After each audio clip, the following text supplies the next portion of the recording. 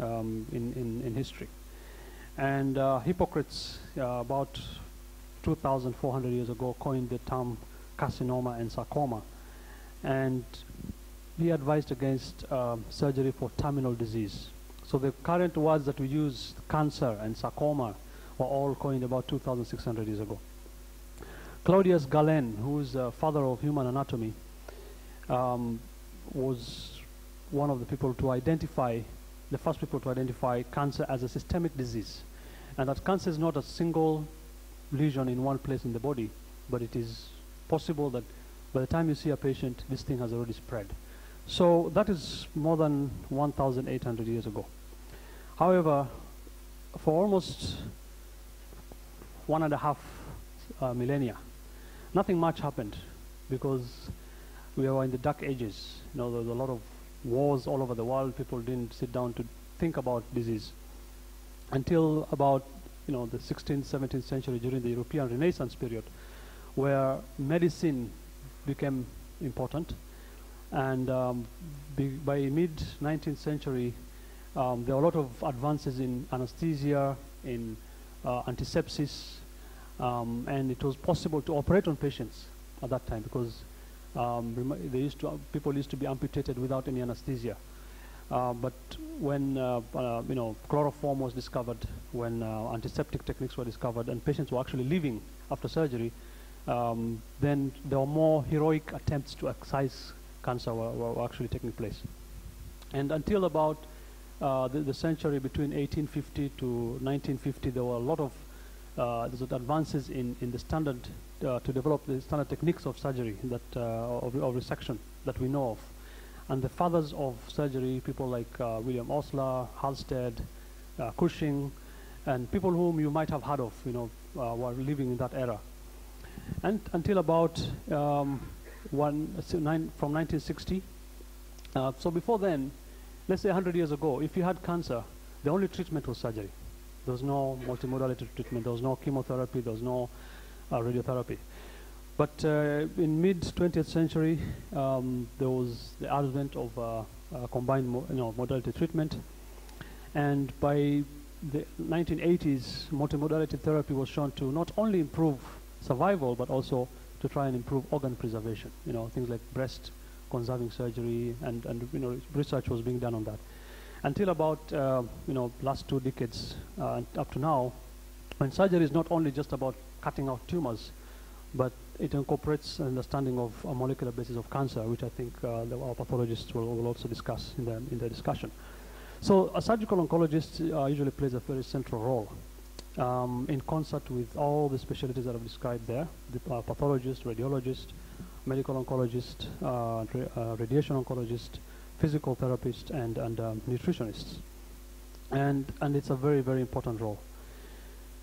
This is a multidisciplinary care of cancer, so that piece of log is a patient, and all these little dogs are oncologists. I don't know who the young one there is. Maybe it's the surgical oncologist, I don't know, or maybe the nutritionist. But everybody plays a role. Right. So it's very important. Management of cancer is essentially multidisciplinary. So I'll just go through what the central role of a surgeon are. It's not about just removing the tumor. Surgeons play an important role in prevention, screening, diagnosis, treatment, rehabilitation, and palliative care. So how do surgeons prevent cancer? We talked about, we talked a lot about universal health care yesterday. And I think that's where we should go in terms of prevention, screening, and so on and so forth. So there's instances where, you know, we operate on patients, you know, with cancer such as, I mean, this is a premalignant lesion like leukoplakia of the tongue. If you remove it, you prevent it from becoming cancerous. Patients who have MEN2 syndrome, multiple endocrine neoplasia, have a risk of developing cancer of the thyroid. Patients who have familial adenomatous polyposis, these are people who usually have about 100 to up to 1,000 polyps. So if you try and go and cherry pick, you know, remove them with the colonoscopy, you may not succeed.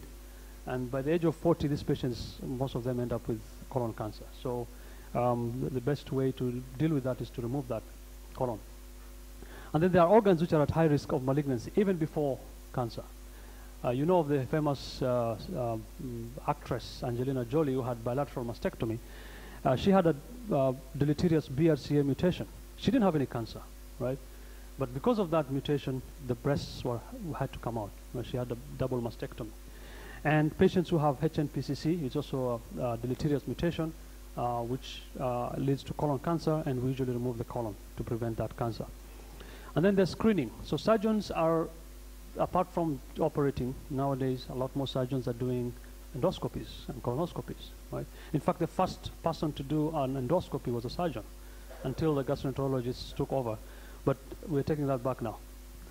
So colonoscopy for screening of colon cancer, I think there will be at some point, we can't run away from this. As part of universal healthcare, we have to find a way of screening for colon cancer. I know that we see that, we tell ourselves that we don't see a lot of colon cancers, but in my experience as a surgeon, many of the patients who present with colon cancer come in advanced disease, come in obstruction. So if we had a screening program, then that would really save us money, would save us, save a lot of suffering for patients. So surgeons play a role in that. Patients who have some symptoms or urinary tract symptoms will, end up seeing a urologist or a surgeon who will do a digital rectal examination of the prostate, and if there's any nodule in the prostate, then we'll do a PSA, and that's a screening way of screening. And clinical breast examination. So at Aga Khan, every year in October, during the breast month, we see about 1,000 women with just women. They don't have any symptoms. They just show up. And out of those 1,000 women, we pick up about 10 to 15 women with breast cancers who didn't even know that they had a lump. So just by clinical breast examination. So these are screening things that, ways of picking up cancers. And then surgeons also are diagnosticians. We, apart from the fact that we see the patients initially, we have to get a very good history, understand the risk factors, comorbid conditions, family and social history, psychological assessment of the patient. Majority of the patients who come, who are diagnosed initially by the surgeon. For example, you have a breast cancer patient who usually comes to see the surgeon. By the time the patient goes to the oncologist, he already knows the diagnosis, right? So we play a role in breaking the news. So we have to understand how to be able to break bad news to the patient. You have to ascertain the patient's expectations from therapy. And you have to educate the patient on diagnosis, treatment, and you have to correct misinformation. There's a lot of misinformation out there. Whenever we diagnose a patient, they have 1,000 relatives who tell them different things. And there's also Google. So the other thing we do in diagnosing cancer is biopsy. Before I send a patient off to Dr. Sentinel or Dr. Riaz, they really need to know that this patient has cancer, because they're not going to start treatment on that patient without the biopsy result.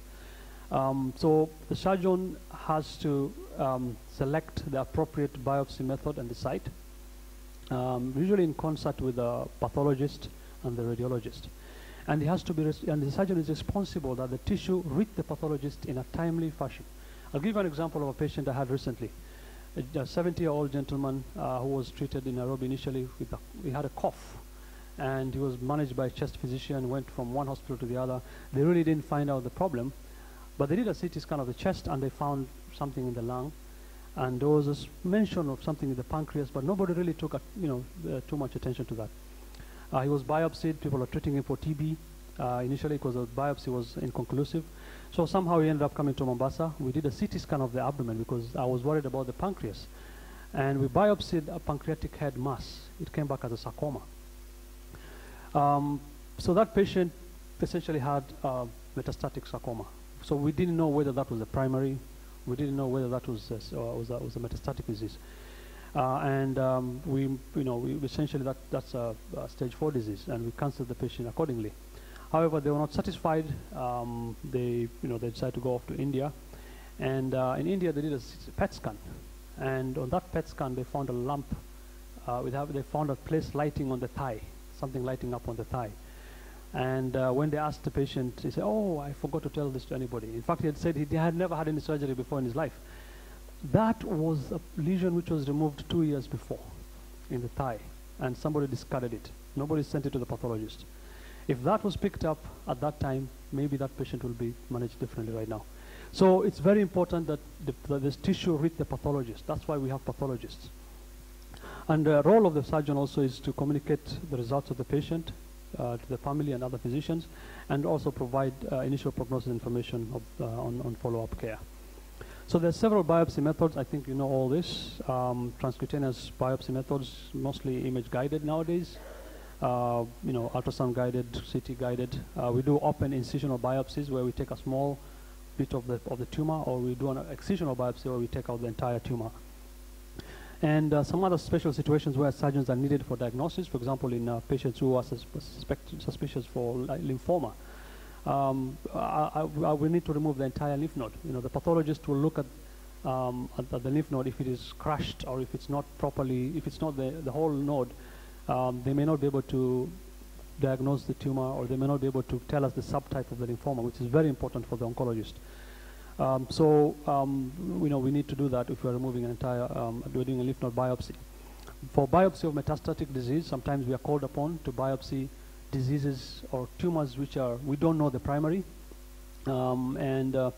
Usually we use the site, location, and other signs. And then, of course, the pathologist uses the immunohistochemical techniques to identify the likely primary. Also, we do sentinel node biopsy, which is essentially the node or the nodes which preferentially drains a particular tumor basin. So I just wanted to go through this because this is very important.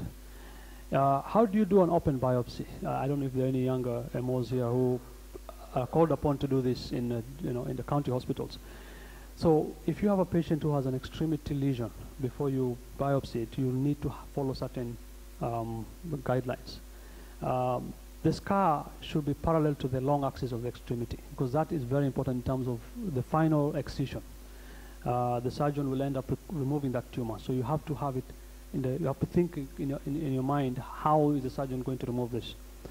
And then you should make sure that the tissue planes and compartments are intact. If you cut into this area and then you go into the wrong compartment of the leg, this tumor might seed that other compartment, and then that becomes even more difficult to manage. And you have to know that en bloc resection should be easy to accomplish once you do all this. And biopsy is just only the first step. So in terms of staging, the surgeon usually plays a very important role in ascertaining the degree of cancer spread, which is very important because it guides selection of the treatment. It estimates prognosis. It assists in evaluating the results of any treatment which is going to be given to the patient, and it facilitates exchange of information between specialties during the multidisciplinary discussions.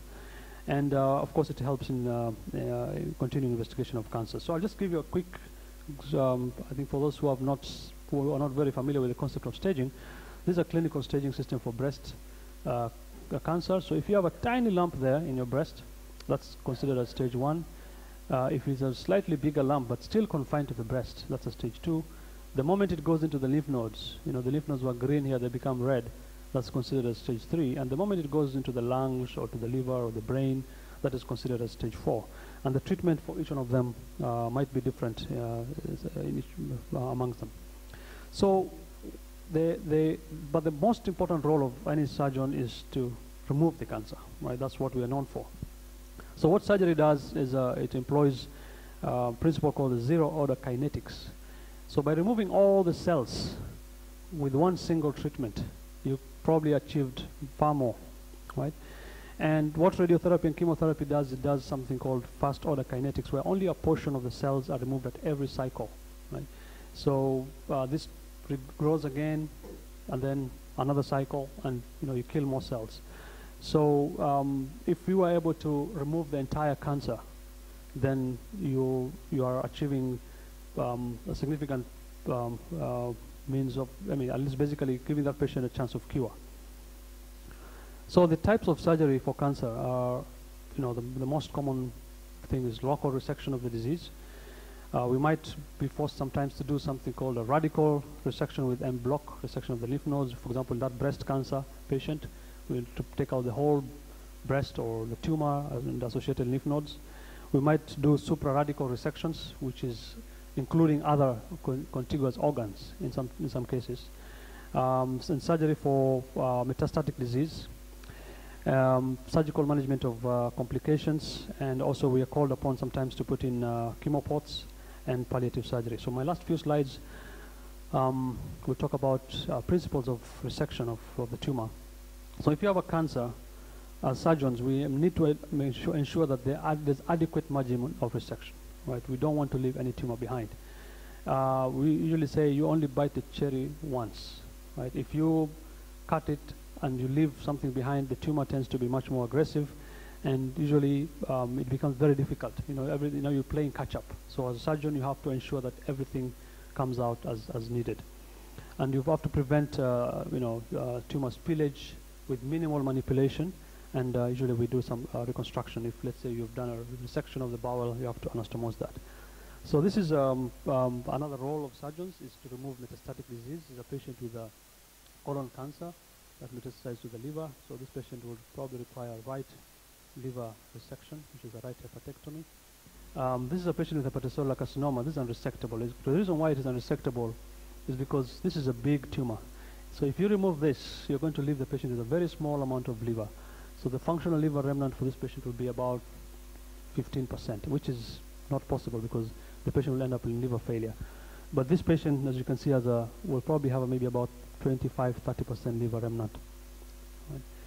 Right. Then for palliative management, the aim is to improve function and quality of life in these patients.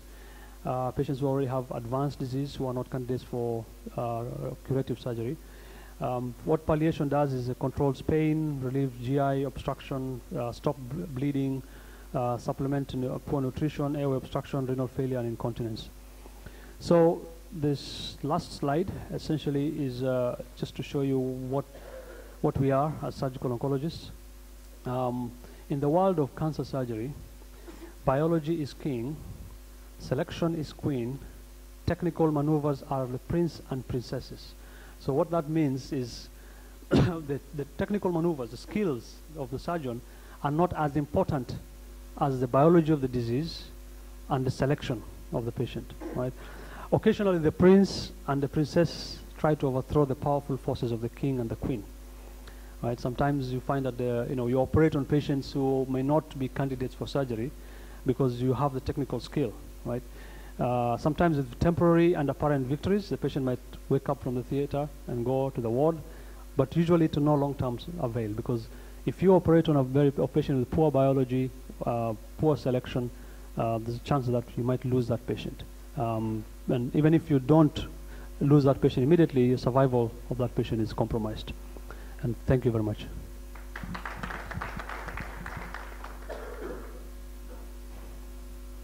Thank you so much, Dr. Abdi, for this excellent presentation on the role of surgeon in oncology. Basically, it covers everything. It's not just cutting and removing tissue. So from diagnosis to screening to treatment. Just to add on, I think Dr. Abdi is one of my real mentor around, and I'm really proud of him. And he's one of the highly trained people here. He was trained in one of the best cancer centers in the world, Memorial Sloan Kettering. And during his transition, he was to decide between Nairobi and Mombasa, and I think he did the right decision, and he joined us in Mombasa. And even I'm just like joking with my colleagues in Nairobi. I say I stay in Mombasa, although the volume is not as great as Nairobi, but the complex case I'm seeing there is just exciting. And it just shows they have taught me a lot just by reflecting. But one of the things which they really taught me is the synergy they do in doing their work. Him and Dr. Omar, I think it's really a good example for us young generation. And from them, I can tell you for sure, we see they are doing complex surgery here in Mombasa, in a government institution, which I didn't even see them in Aga Khan. They only, like Whipple procedures, they are done here. And we are proud of that thing. So we are really great to have this kind of people. And I think it's a good example for us to emulate from our seniors. So I think for the questions, I don't know if we join them at the end of the session, then we combine the questions, but I think it's a candid presentation on the role of surgeon in oncology. Basically, it's a multidisciplinary. It's not only the surgeon. They work with everyone from radiologist to the nurse to the pathologist to the oncologist. And that's how they have very successful outcomes. Yeah. Yeah. So our next presenter is Dr. Yaqub. He's a clinical pharmacist. So he's part of the multidisciplinary team. You are wondering why a pharmacist now? Yes. So they are the guys to guide and to correct on the right drugs, the right medication. So he has a M.Med in B.Pharm, and also undergraduate degree in Bachelor of Pharmacy, and he did M.Med in clinical pharmacology. And he works in Coast General Hospital. He was with us in Aga Khan for almost a year, and he was overseeing quality in pharmacy department. So basically, he will give us the role of pharmacy. That's his presentation. Welcome, Dr. Yaqub.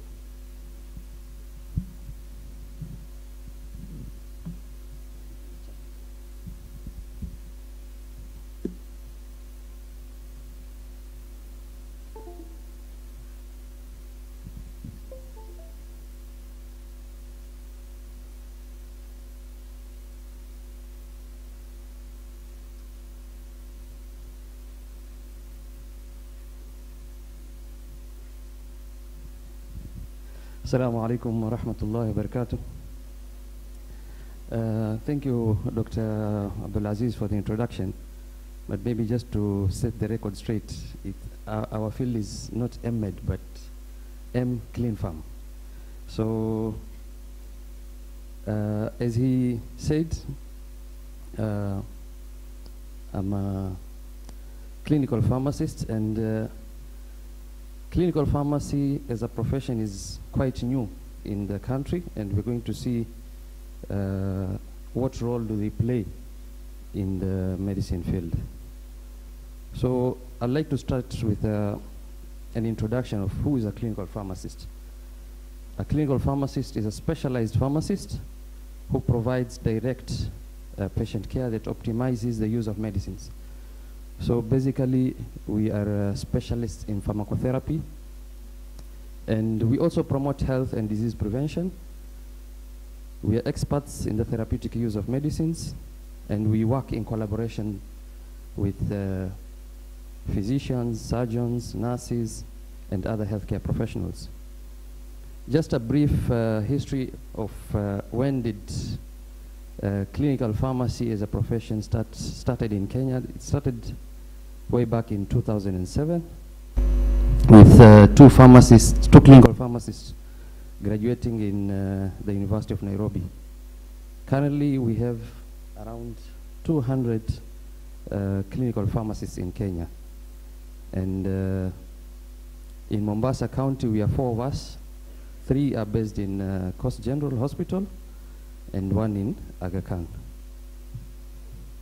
In the rest of the coast region, we have 2 in Kilifi, and I think 1 in Sambweni, in Kwale County. The majority of them are situated in Nairobi. So clinical pharmacy has sub-specializations, and the major subspecialties which are trained in critical care patients. This is, you're dealing with medical care for patients whose illness requires close and constant monitoring, and it's always a team of specialized caregivers. And the concept of critical care is to ensure survival of the patient, and you want to prevent further organ damage and provide optimal support for the patient. The critical care unit is the most labor-intensive, technically complex, and is the most expensive part of the hospital.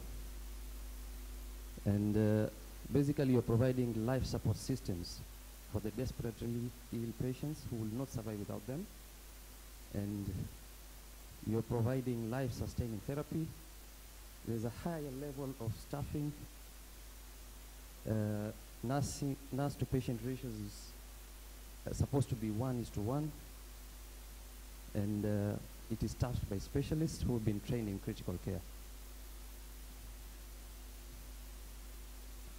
So when you're dealing with the pharmacotherapy of the critical ill, remember this is a unique group of patients who have potentially altered pharmacokinetics and pharmacodynamics. Why? Because most of the times you're dealing with patients with multiple organ failure, and there's always disposition of alterations in the drug disposition.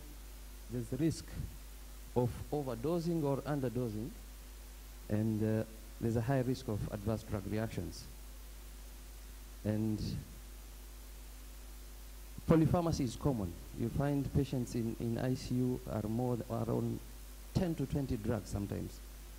And with those many drugs being pumped into the patient, there's always a risk of drug interactions. And multiple modes of administrations of drugs is usually involved. So there are always challenges in pharmacotherapy. And one of them is drug interactions. As we mentioned, the patient is always on multiple drugs, and it may call for either substituting those drugs, or sometimes you need to stop, or sometimes you need to adjust the dose, and close monitoring of the effects of those particular medicines. The most common drug interactions involve inhibition or induction of the cytochrome P450, and we mostly find it with antibiotics, anti-epileptics, and anti-TBs. We also have QT prolongation, and here we have antifungals like fluconazole, the quinolones, antidepressants, antimalarials, macrolides, and antiarrhythmics. So we have several types of drug interactions. We have a drug-to-drug interaction. You can have drug-to-food interaction, drug-to-disease interaction, and drug-to-lab parameters.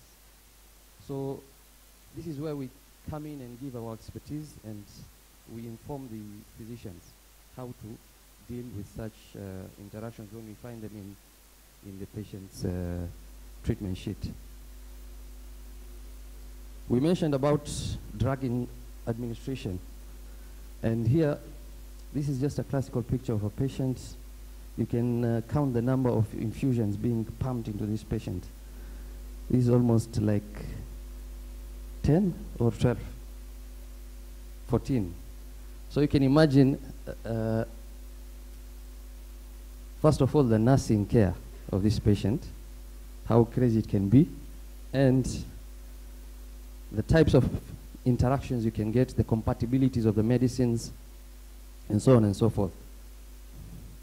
So drug administration in such patients is mostly in multiple continuous infusions, and patients may need infusions of drugs like morphine, insulin, midazolam, parenteral nutrition, and phenytoin, etc. And the drug concentrations, some of these are only indicated for central lines, and you have limited number of pots you can use. Maybe you can have around 3 pots per line, right, for a central line. So you'll be infusing a lot of medicines. Some need to be infused through a peripheral line, and if you are short of those central lines and you need to infuse through the peripheral line, there's always a chance of you causing phlebitis with concentrated electrolytes. The drug dilution administration rates for these patients need to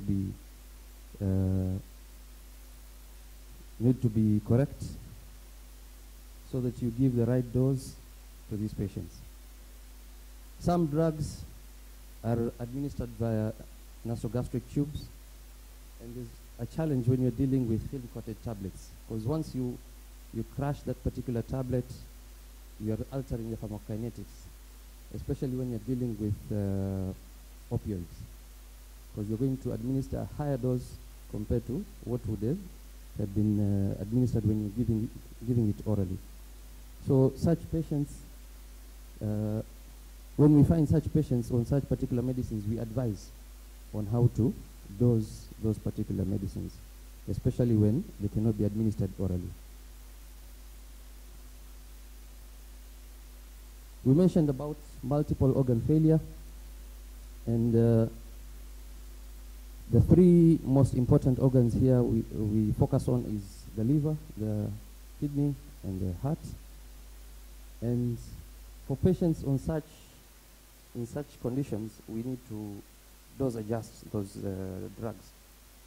So in liver failure, you're likely to have an effect on drug metabolism, and in such a patient, we need to dose adjust. Critical illness may also affect the liver blood flow. It may alter hepatic enzyme activity and the level of serum proteins. Remember, some of these drugs are bound to proteins, to albumin. In renal impairment, you need to adjust the dose to the level of the renal failure. So we calculate the creatinine clearance and dose adjust accordingly. For patients undergoing dialysis, we need to know what type of dialysis the patient on. Are the drugs dialyzable or not? And in such instances, we advise the physicians. And for those who undergo dialysis, there's always a deplete of electrolytes. So such patients need to be monitored closely for the electrolyte levels. For cardiovascular patients, shock and hypotension may reduce the perfusion of the main organs, and you may alter the pharmacokinetics of the drugs. So the role of the clinical pharmacist in ICU, we are involved in drug use evaluation. We participate in patient care rounds. If you come to Coast General ICU, you'll find the critical care physician, the medical officer, the nurses, and the pharmacist being involved in daily patient care rounds. And we are there for therapeutic consultations, and we clarify drug orders, and we are also involved in drug therapy monitoring, drug reconciliation, and checking for drug interactions. We also help to prevent, minimize, and manage adverse drug reactions, drug-to-drug interactions, and we provide drug information and education on all aspects of drug use. So when it comes to a nurse maybe not knowing how to infuse a medicine, we are there to educate. We are also involved in development of medication protocols and policies, especially when you have a certain combination of medicines which need to be diluted. Like, for example, we have hypertonic saline. So in the market, we have 30%, and sometimes the physician needs 3%, or sometimes 21%. So we are there to teach and educate how to prepare those particular concentrations. So this was a newspaper cutting in the Daily Nation, and we saying, "Killing you softly, doctors are putting the lives of thousands of Kenyans at risk by prescribing drugs without revealing their possible side effects." I think us as clinicians, we need to educate our patients on these particular medicines and their effects in our bodies. So the pharmacist is there to give this particular information, so long as the doctor sends that particular patient to the right person. So just to finish, The CPGH experience of the clinical pharmacists, we mentioned we attend daily multidisciplinary ward rounds.